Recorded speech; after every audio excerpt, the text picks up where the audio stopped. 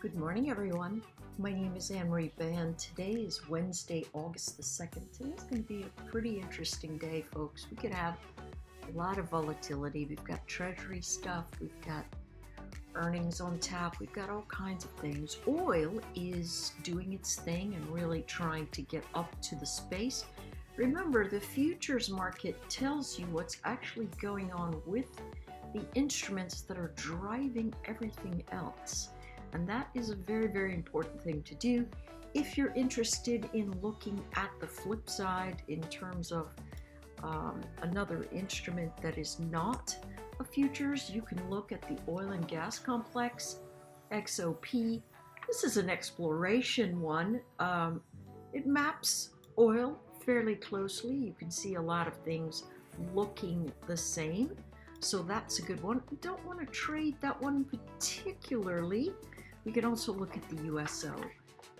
That one doesn't look as close to the oil complex as XOP, but you can use that to make those levels. And remember, I trade the future, so that's what I'm going to discuss. It is my bandwidth, and I'm just allowing you in to see the things that I look at and focus on before I actually turn up with our options in the regular market.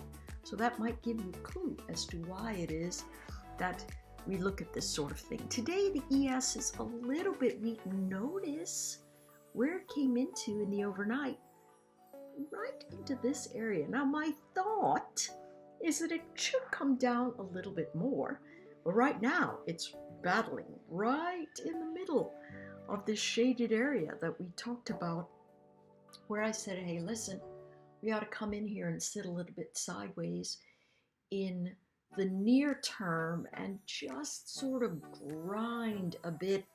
Man, I would love for us to just grind through a range for the next couple of months. It would give the chart so much more stability, but that's a broken record. Today, what do you want to look at? Well, let's go to the last two candlesticks. We're well below that, so it means we have to look at the third candlestick to the left, and we can see that what we've done is retrace that entire candlestick, indeed even the fourth candlestick, breaking the low of last Thursday, but then coming right back. So what's the storyboard? What do we take away here?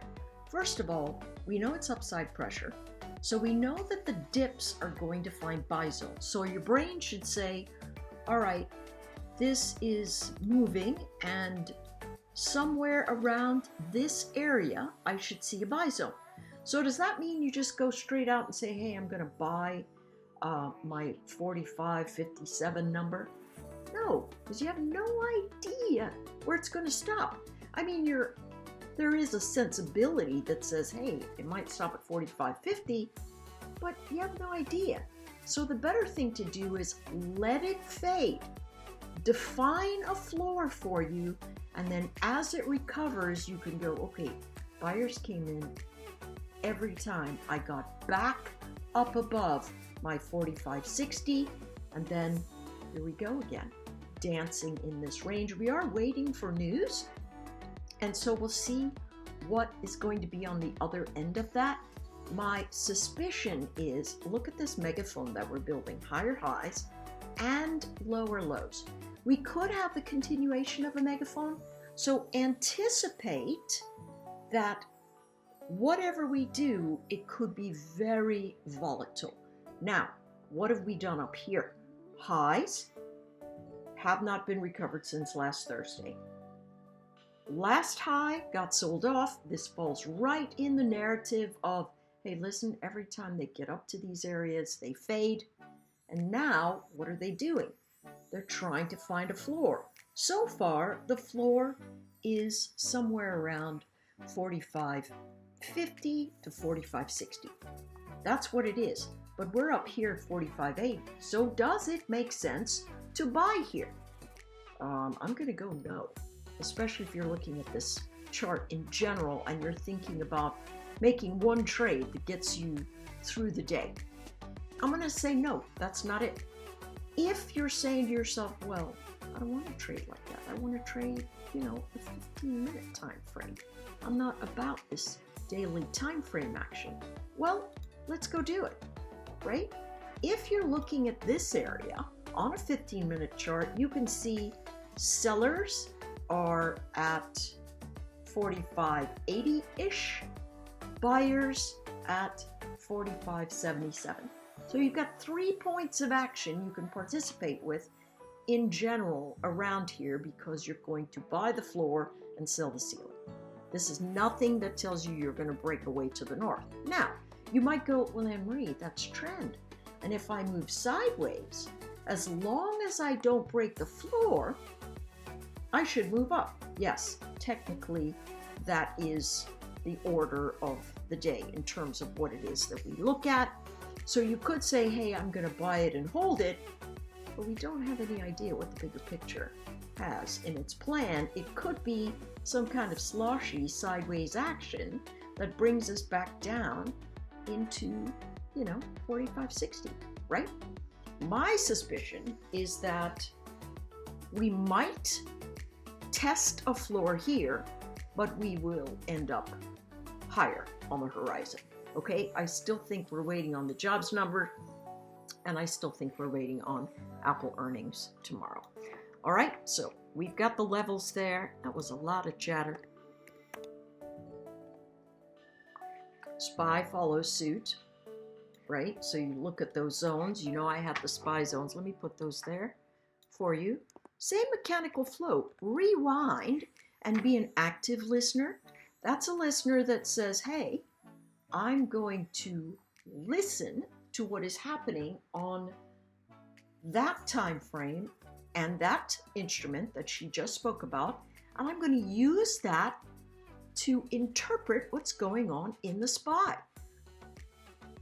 Not trying to be harsh, but a lot of us want to be spoon-fed, and this is an active game. You've got to put your mind to work, or you're going to get sideswiped. I promise. It is just an inevitability. Okay? So let's go to the NQ. We're going to see what's going on here. A couple of traders that I really like to listen to have said, we're going to hold this edge. But, I don't know. I don't know particularly what's going to happen. What's happening here? Well, we have price compression, right? Definite price compression.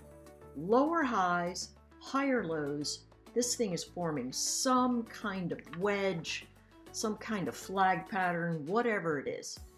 What do we know? Trend is up, up, and up. So buyers are going to come in. Take a look. I did not draw a new line. Go to yesterday's video and look. Floorboards sitting right here. Notice we've got some traders trying to hold 15,600 as a floor. 15,000, let's say 15,580, right? But look at the candlestick patterns. If we look at the first two, we go, well, there's nothing there. We go to this one and we say, well, if I gap down and I'm tracing this candle, it means that the relative motions to this candle are the ones that I need to look at. And so that's the open of that candle, and it's also the congestion of the candles just to the left. We are still inside of the range of last week, Thursday, and that's important, right? Traders are trying to lift off the floor, as they will. A lot of people believe that tech is the only thing that we're going to be able to focus on that really is going to drive us into the next age of X, Y, or Z, right? Now, where are we? Below the low of the prior day. That means sellers are still in control.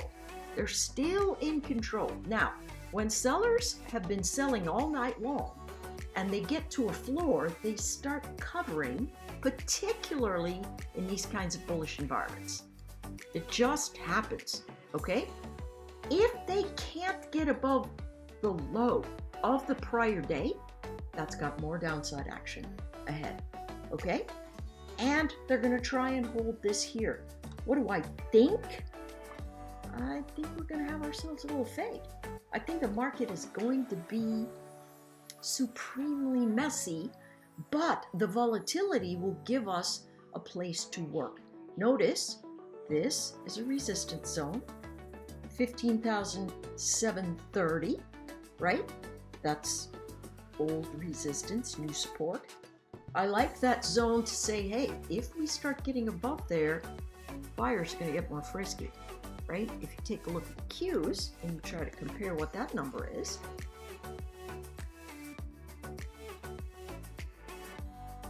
looks like about 381. Let's move it down, right? It's quite a bit messier than the NQs. So I think 381 to 381 and a quarter, the buyers are going to get a little bit more enthusiastic.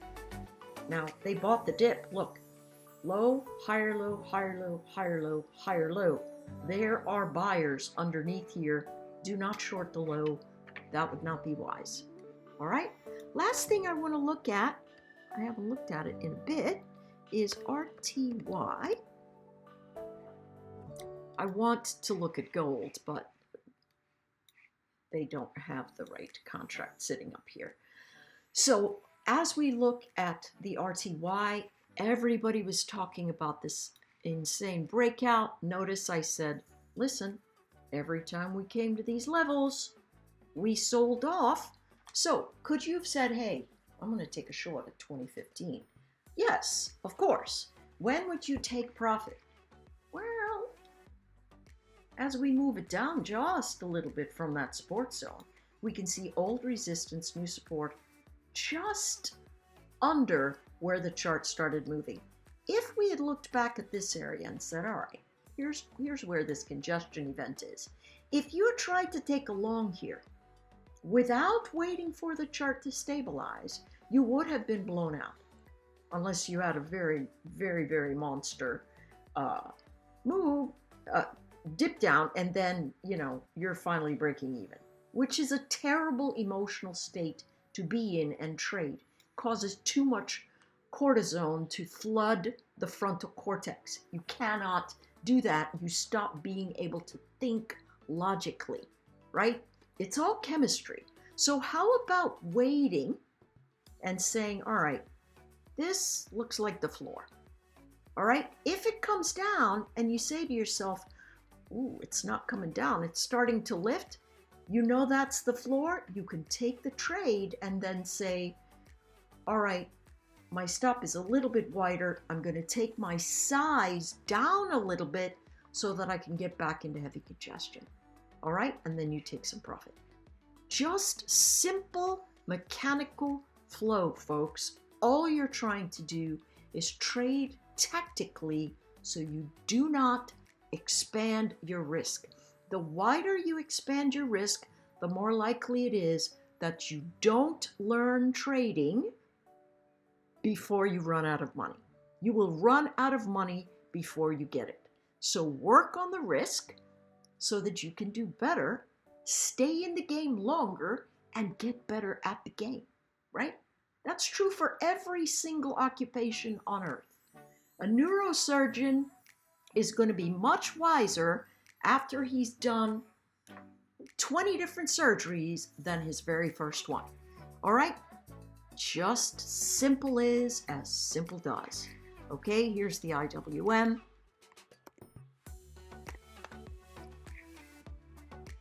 Doing the same sort of thing, lifting off the bounce. Here is our channel. And again, you know, where is old resistance, new support? Start thinking about what you're doing, not, hey, where did she say to go long? All right? You're not going to learn it that way, and I'm not going to be here forever. All right? So learn it, love it, embrace it. It's all going to be good if you do it that way.